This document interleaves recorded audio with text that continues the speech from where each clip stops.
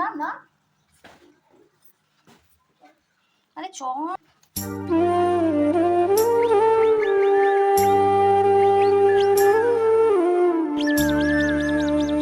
Hello বন্ধুরা, good morning. কেমন আছো তোমরা সবাই? আশা করছি যে যেখানে আছো সবাই খুবই ভালো আছো, সুস্থ আছো।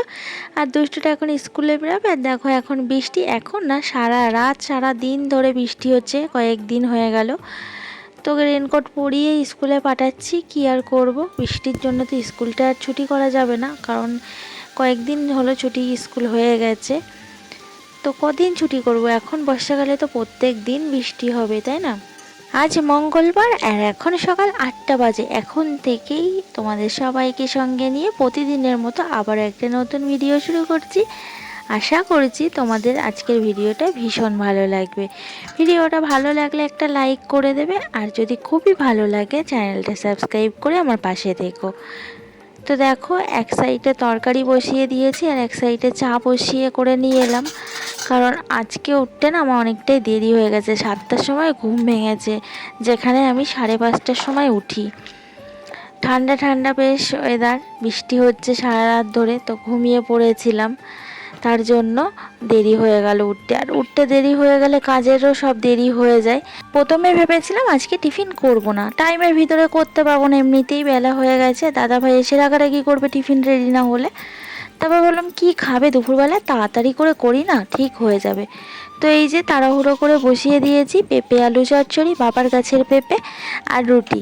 তো রুটিটা আমার সবে বেলা হচ্ছে, তো দাদাভাই চলে এসেছে, দাদাভাইকে তাড়াতাড়ি করে টিফিনটা গুছিয়ে দিলাম। দাদাভাই 5-10 মিনিট আজকে দেরিতে গেছে। তারপরে দেখো নিচের ঘরটা আমি গুছিয়ে নিয়েছি, আর এখন ঘড়িতে পুরো 9:30 বাজে। তো 10টার দিকে বেরাবো, 2টাকে আবার আনতে যাব। আর অনবরত তো বৃষ্টি হয়েই যাচ্ছে, ভালো লাগে বলো তো?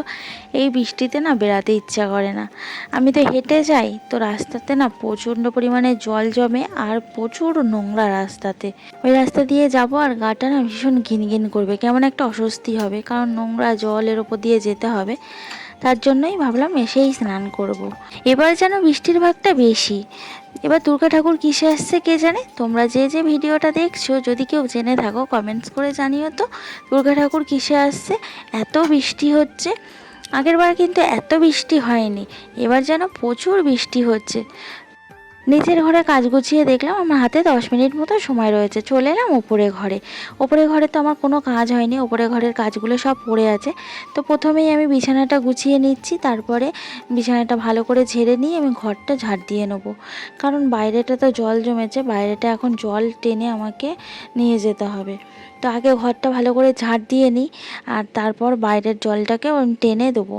তো দিয়ে কি হবে বলো তো, বৃষ্টি হলে আবার ছিটে আসবে, এসে আবার বাইরেটা জল জল হয়ে জমে যাবে। তো এই পুরো বর্ষাকালটাই আমাকে সারাটা দিন জলের ওপরে কাজ করতে হয়, সংসারের সব কাজকর্ম। কালকেই তো আমি জলের ওপরে সংসারের সব কাজকর্ম সেরে, রান্না সেরে, তারপর দুপুর 2:30-3টের সময় স্নান করতে গেছি। তো এভাবেই আমাকে হিসাব করে সংসারের কাজগুলো করতে হয় বর্ষাকালে। তো দেখো ওপরে ঘরটা ঝাড় দিয়ে না আর সময় ছিল না, তার জন্য আমি চলে এলাম রেডি হতে। ভাবলাম ওপরে বাইরের জলটা একেবারে ঝাড় দিয়ে নেবো, তার সময় হলো না, তো নিচে এসে রেডি হতে শুরু করে দিয়েছি, কারণ আর একটুও টাইম নেই, পুরো 10টা বাজে। তো আমি এখানে সব কিছু গুছিয়ে নিচ্ছি, আর দেখো আমি পুরো রেডি হয়ে গেছি। তো দুষ্টুটা রেনকোটটা নিতে হবে, ওর পাপা দিয়ে আসার সময় রেনকোটটা নিয়ে এসে স্কুলে রাখার জায়গা নেই, আর এমনিতেও হারিয়ে যাবে, বাড়িতে নিয়ে চলে এসছে। তো আমি একটা বড় ব্যাগে রেনকোটটা ঢুকিয়ে নিলাম, বৃষ্টি তো হয়েই যাচ্ছে। তো রেডি হয়ে বেরিয়ে পড়লাম। আর এই দেখো রাস্তার অবস্থা, চারিদিকে জল জমে আছে, কোথাও ইঁদুর মরা পড়ে আছে, কোথাও নোংরা পড়ে আছে, মানে প্রচুর খারাপ অবস্থা রাস্তার। আর আমাদের এই খালটা দেখো পুরো একদম ভরে গেছে। তো এই পাঁচিলগুলোর জন্য না রাস্তায় জল ঢুকতে পারছে না, রাস্তায় জল একবার ঢুকতে পারলেই সব বাড়ি বাড়ি জল ঢুকে যাবে। দুষ্টুকে স্কুল থেকে নিয়ে এই যে হাঁটছি, আর রাস্তাঘাটের অবস্থা দেখো, চারিদিকে জলে জল। আর দুষ্টুটা দেখো জলের মধ্যে দিয়েই হাঁটছে, ওকে বারণ করছি জলের মধ্যে দিয়ে হাঁটিস না, ও সেই ছপাত ছপাত করে জলের মধ্যে দিয়েই যাচ্ছে। এত বদমাস, মানে কথাই শোনে না। আর এই দেখো কোথায় ঢুকে যাচ্ছে, মানে এরকম বদমাইশি প্রত্যেক দিন ও যেতে গিয়ে করে, মানে বারণ করলেও শোনে না, এখানে ওখানে ঢুকে যায়। তো এই দেখো আমরা টোটো স্ট্যান্ডে চলে এসেছি, আর একটাও টোটো নেই। আমরা 10 মিনিট হলো দাঁড়িয়ে রয়েছি টোটোর জন্য। বর্ষার সময় বৃষ্টি হচ্ছে তো, ওর জন্য টোটো আসছে না, কি কে জানে। তো এই দেখো সামনে একটা শিব মন্দির, কি সুন্দর। আর এইটা হলো আমাদের main road, Dum Dum main road. তো জায়গার নামটাও কিন্তু তোমাদেরকে বলে দিলাম। তারপর অবশেষে একটা টোটো পেলাম, টোটো ধরে বাড়ি এলাম। এসে দুষ্টাকে ড্রেস চেঞ্জ করিয়ে দিলাম, দিয়ে ওকে গোপালে প্রসাদ খেতে দিলাম। বাড়ির পাশে একটা বাড়িতে গোপু সোনার পুজো করেছে, তো সকালবেলায় প্রসাদ দিয়ে গেছিলো। ও তো সকালবেলায় স্কুলে গেছিলো, তো আমরা খেয়েছিলাম আর ওর জন্য রেখে দিয়েছি। তো দেখো আমি বলছি এর থেকে একটা ফল নিই, তো আমাকে দেবে না। ও সব কিছুই খাবে, শুধু বড়াটা দিচ্ছে, তালের বড়া। ও তালের বড়া খেতে চায় না। অনেক তালের বড়া পাঠিয়েছিল আমার মা বাবাকে দিয়ে, কিন্তু অল্প 2-1টা ইচ্ছা মতো খেয়েছে। তো তারপর বেসিনে অনেকগুলো বাসন ছিল, ভাবলাম বাসনগুলো একেবারে ধুয়ে নিই, ভিজে অবস্থায় আছি, কারণ ওকে নিয়ে আস্তে আস্তে না আমি পুরোটাই ভিজে গেছি, কাক ভেজা মতো। তো বাসনগুলো এখন আমি ধুয়ে মেজে নিই, তারপর এই যে এখানে জলগুলো আমি ঝাড় দিয়ে সরাবো, তারপর যাব স্নান করতে, তারপর রান্না করব। তো এই কাজগুলো আমাকে করতে হবে, না হলে এই জলের ওপর দিয়ে হাঁটাহাঁটি আর ভালো লাগছে না, পায়ের তলা যেন আমার চুলকে ছিঁড়ে যাচ্ছে। মানে এই জলের ওপরে কাজ করলে তো এরকমই হবে, আর গলাটা যেমন খুসখুস করছে, আর গাটাও যেন কেমন ম্যারম্যার করছে সর্বক্ষণ জলের মধ্যে থাকলে যা হয়। তো এই দেখো বাসনগুলো ধুয়ে জলগুলো ভালো করে ঝাড় দিয়ে টেনে নিয়ে আসি, দেখি যদি শুকিয়ে যায়। শুকাবে না, কারণ বৃষ্টি তো হচ্ছে, বৃষ্টি না হলে শুকিয়ে যেত। তো যাই হোক, এক দিদিভাই আমাকে কমেন্টস করে জানতে চেয়েছে আমার বাড়ি কোথায়। আমার বাড়ি দিদিভাই কলকাতায়। আর আজকের ভিডিওতে একটু আগেই কিন্তু আমি বলে দিয়েছি আমাদের বাড়ির জায়গার নাম।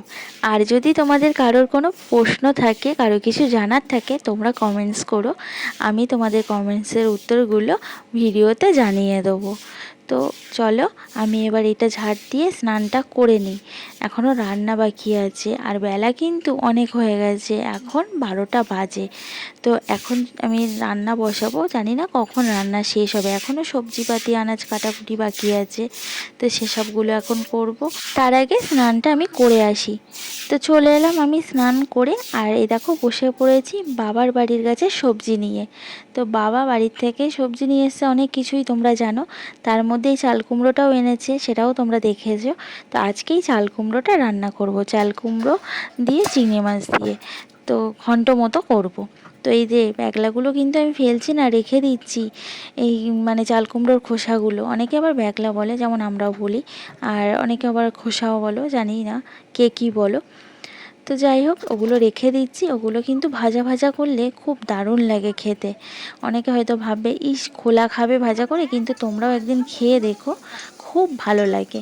তো সব সবজিপাতি কেটে চলে এলাম রান্নাঘরে। রান্নাঘরে এসে এখন আমি প্রথমেই চিংড়ি মাছগুলো ভেজে নিচ্ছি, তারপর আমি কুমড়োটা রান্না করে নেবো। তো বাড়ির টাটকা সবজি কিন্তু টেস্টই আলাদা, আর রান্না করার মজাটাই কিন্তু আলাদা, তাই না? তো বাবার বাড়ি গাছ আছে বলে অনেক রকমের সবজি খেতে পারি। যদি এখানেও কটা গাছ লাগাতে পারতাম, তাহলে এখানেও কিন্তু নিজেদের গাছে সবজি খেতে পারতাম।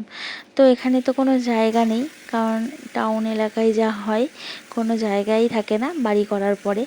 তো আমাদের এখানেও তেমন বাড়ির সাইডে কোনো জায়গাই নেই, তার জন্য কোনো সবজি গাছও লাগাতে পারি না, ফুল গাছও লাগাতে পারি না, যা কিছু সবাই ছাদে করো। তো ছাদে না এই জল বসে বলে না সব নামিয়ে দেওয়া হয়েছে, পাশে একটু জায়গা আছে সরু গলি মতো, তো সেখানেই নামিয়ে দেওয়া হয়েছে, কারণ ছাদটা নষ্ট হয়ে যাচ্ছে জল বসে। তো দেখো আমি চাল কুমড়োটা ভালো করে সেদ্ধ করে নিয়েছিলাম একটু, না হলে দানা মতো হয়ে গেছিলো, তো যদি সেদ্ধ না হয় তাই ভাপ জল দিয়ে নিয়েছিলাম। নিয়ে এই যে আমি ভালো করে চাল কুমড়োটা সুন্দর করে টেস্টি করে রান্না করে নিলাম। আমার কিন্তু এরকম চাল কুমড়োর ঘন্ট খেতে খুব ভালো লাগে, নিরামিষ হোক আর চিংড়ি মাছ দিয়ে হোক, আমার ভীষণই ভালো লাগে। তো তোমাদের দাদাভাই কিন্তু এসব আবার খায় না উনি। তো বাবা মোচা এনেছে, কালকে মোচাটা করব। কিছুটা চিংড়ি মাছ ভেজে রেখে দিয়েছি, ভেজে না সরি, কাঁচাই রেখে দিয়েছি ফ্রিজে। তো ওইগুলো কালকে মোচা দিয়ে রান্না করব। তো চাল কুমড়োটা রান্না হয়ে গেছে, আর আমার ভাতটাও আগে রান্না হয়ে গেছিলো। এবার আমি মাছের তরকারি করব, আমার রান্না কমপ্লিট হয়ে যাবে। তো দেখো মাছগুলো আমি ভেজে নিচ্ছি। এগুলো হলো ট্যাংরা মাছ। তো ট্যাংরা মাছের ঝাল কিন্তু ভালো লাগে। তো সর্ষে ছিল না বলে সর্ষে বাটা দিয়ে আমি ঝাল করতে পারিনি। আমি আজকে আদা রসুন দিয়ে ঝাল করে নেবো। আর এখানে যে একটা ডিম দেখছো, এই ডিমটা হলো আমার দুষ্টুটার জন্য। আমার দুষ্টুটা না কোনো মাছ খায় না। বড় মাছ হলে একটু দিই পেটের দিক দিয়ে, বাট এইরকম ছোটো মাছ না ও খেতেই চায় না। চিংড়ি মাছ তো একদমই খায় না। তার জন্য ওর একটা ডিম দিতে হলো, না হলে দুপুরে কি দিয়ে খাবে, একদমই ভাত খেতে চাইবে না। তো একটা ডিম একেবারেই এই তো মাছের মধ্যে দিয়ে দিয়েছি, তাহলে মাছের ঝোলটা খাবে, না হলে মাছের ঝোলটাও খাবে না। তো এখানে আমার মাছের তরকারিটাও হয়ে গেছে, রান্নাবান্না কমপ্লিট করে এই যে আমরা এখন খেতে বসেছি। এত অল্প সময়ের মধ্যে তোমরা আমাকে খুব আপন করে নিয়েছো। তোমরা খুব সুন্দর সুন্দর কমেন্টস করো, জানো তো। তোমাদের কমেন্টসগুলো পড়তে না আমার ভীষণ ভালো লাগে। আর তোমাদের কমেন্টসগুলো পড়লে আমার মনটা পুরো ভরে যায়। খুব আনন্দ হয় তোমাদের কমেন্টসগুলো পড়লে। তো তোমরা এভাবেই আমার পাশে থেকো আর ভালোবাসা দিও। আর কমেন্টস করতে কিন্তু ভুলো না, কারণ তোমাদের মিষ্টি মিষ্টি কমেন্টসের আশায় কিন্তু আমি বসে থাকি হ্যাংলাদের মতো। আর আকাশটার অবস্থাটা দেখো, মেঘলা তো করেই আছে। দুপুরের পরে একটু রোদ মতো বেরিয়েছিল, জামা কাপড়গুলো সব বের করে দিলাম যদি একটু শুকিয়ে যায়। আর দুষ্টুটা বদমাইশি শুরু করে দিয়েছে। তো ভিডিওটা আজকে আমি এখানেই শেষ করছি। দেখা হচ্ছে কালকে আবারও একটা নতুন ভিডিওতে। ভালো লাগলে লাইক করো, কমেন্টস করে জানিও কেমন লাগলো। আর সাবস্ক্রাইব করতে একদম ভুলো না চ্যানেলটাকে। সবাই সুস্থ থাকবে, ভালো থাকবে। চলো টাটা।